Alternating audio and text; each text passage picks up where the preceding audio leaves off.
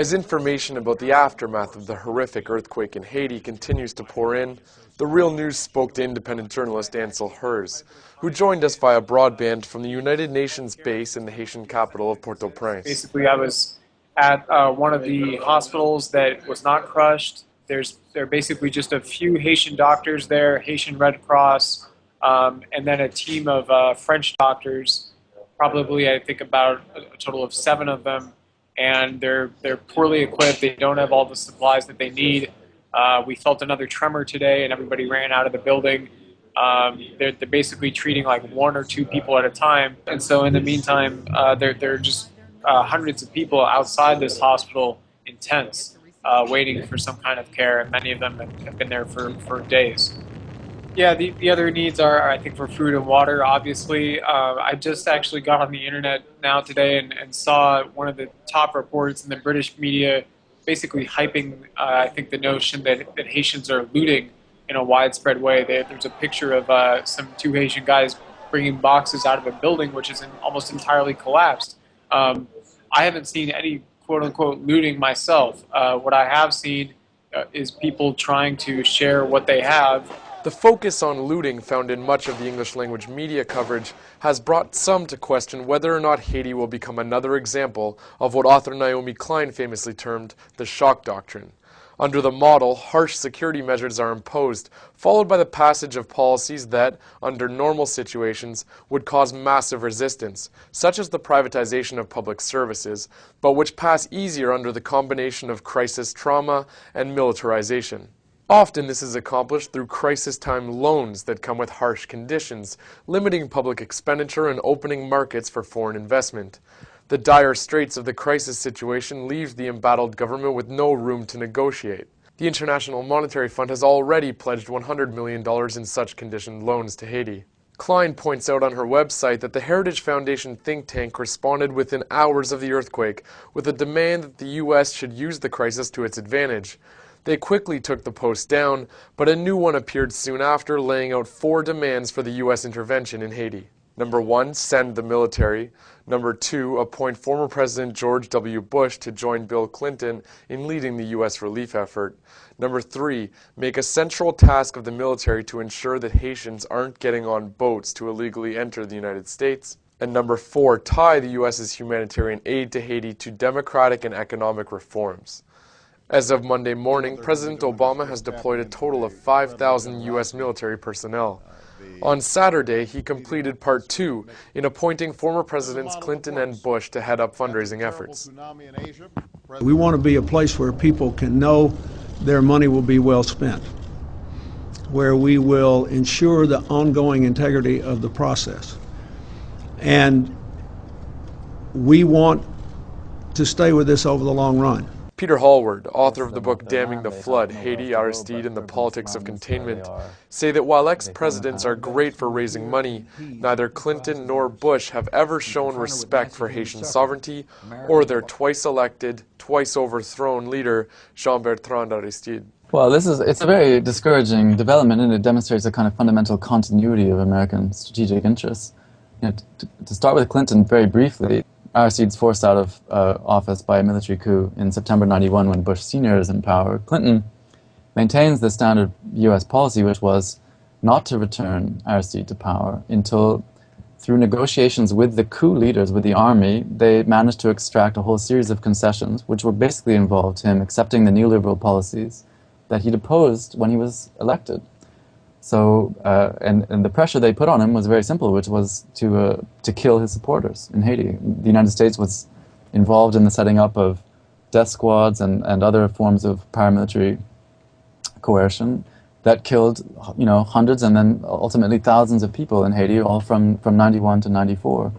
And only when it was clear that basically Aristide had no choice, either, the option was either to allow this to continue indefinitely or to make certain number of concessions. He reluctantly made those concessions, and then Clinton could revel in the restoration of democracy and, cover himself with a kind of moral rectitude of, a kind of good Samaritan. But it was, I think, profoundly hypocritical to do that. People of Haiti, there's just an unbelievable spirit amongst the Haitian people, and while that earthquake destroyed a lot, it didn't destroy their spirit. So the people of Haiti will recover and rebuild. And as they do, they know they'll have a friend in the United States of America. Mr. President, thank you for giving me the chance to serve. Thank you.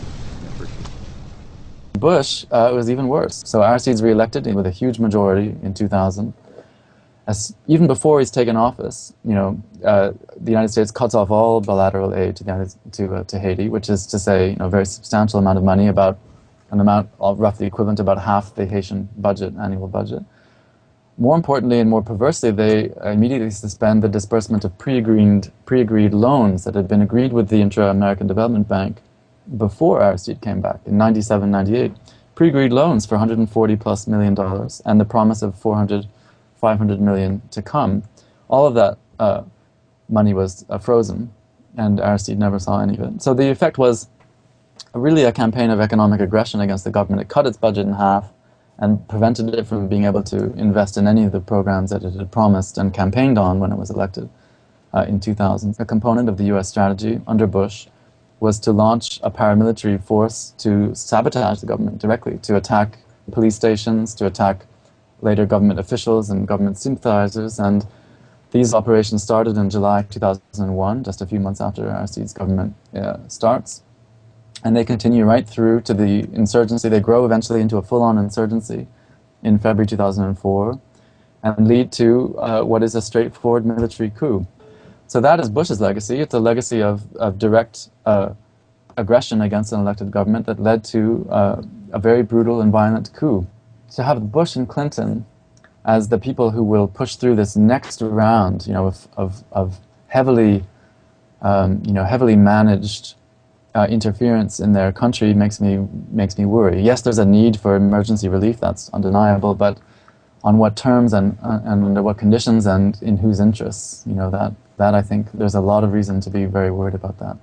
Thousands of American personnel, civilian and military, are on the scene working to distribute clean drinking water and food and medicine, and thousands of tons of emergency food supplies are arriving every day. I saw a sign today outside of a crushed building that said, U.S. Marines welcome dead bodies inside. I think people maybe are hoping that some kind of Marines will come here.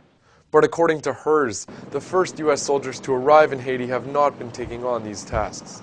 I've seen, I don't know if they were Marines, I believe they were Army soldiers, and I saw many of them at the airport. I've also seen many Navy helicopters flying overhead. I haven't seen any of them in the streets doing any kind of relief of any kind. I think that right now they're providing security for the airport, where there are many foreign journalists and many foreigners in general. The commander for the U.S. military mission in Haiti, Lieutenant General Ken Keane, confirmed on Pentagon TV on Saturday that providing security was a role the military would be playing alongside their humanitarian mission. As we are pushing forward to release supplies as fast as we can get them and getting principally right now water and rations. Security is a key component of humanitarian assistance operation as we go forward and do that. In some of these places like Shanmas, where there's a huge public square right across from the collapsed National Palace, we were there last night, myself and a Haitian journalist, and people are living side by side in makeshift tents that they've set up, basically living hand to mouth. We asked people, have you received aid here? It seemed like that it would be a great place for somebody to come and just distribute food packages to thousands of people, and they said no, that they hadn't received any food aid in the area. By Sunday night, there were still few reports that aid had reached the tent cities of Port-au-Prince. The days ahead will show to what extent players like the U.S. military, the UN, and ex-presidents Clinton and Bush will allow Haitians to determine how and for whom their country is rebuilt.